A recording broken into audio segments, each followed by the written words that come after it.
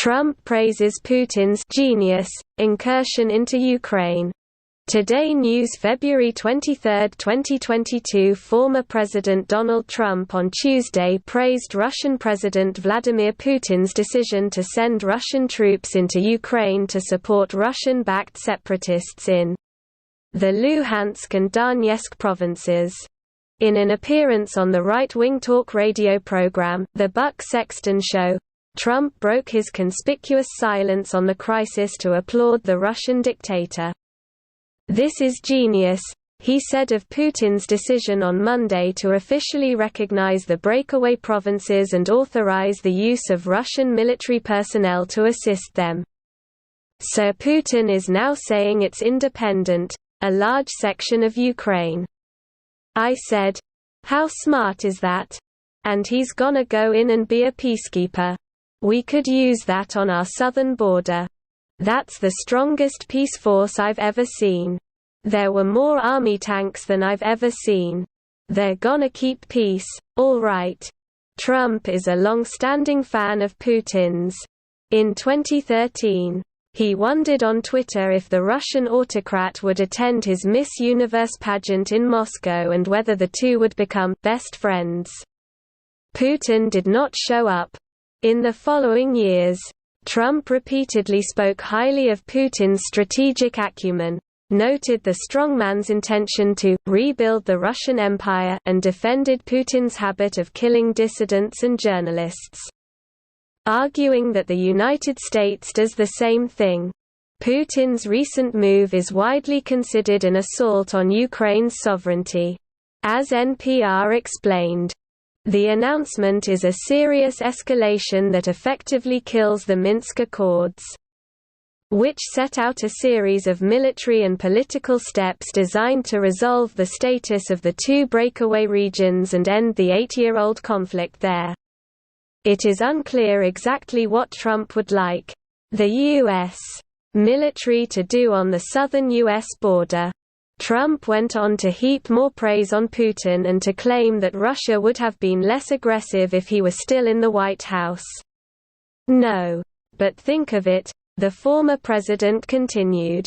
"Here's a guy who's very savvy. I know him very well, very, very well. By the way, this never would have happened with us had I been in office. Not even thinkable. This would never have happened. But here's a guy that says, you know, I'm gonna declare a big portion of Ukraine independent." He used the word, independent. "And we're gonna go out, and we're gonna in, and we're gonna help keep peace."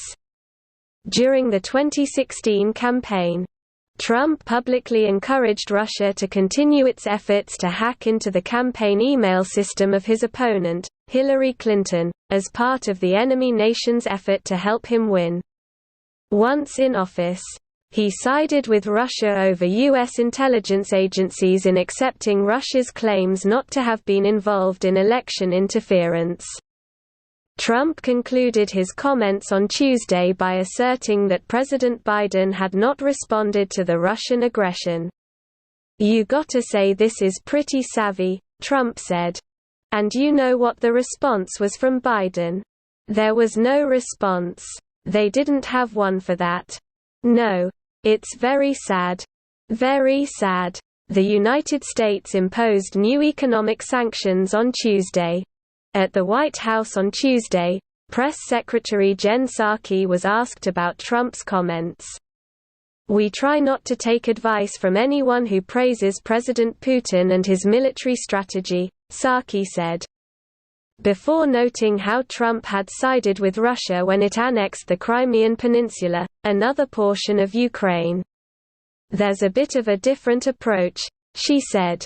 In 2019, Trump asked Ukrainian President Volodymyr Zelensky to launch a scurrilous investigation of Biden because Trump wanted to weaken his likely 2020 Democratic opponent.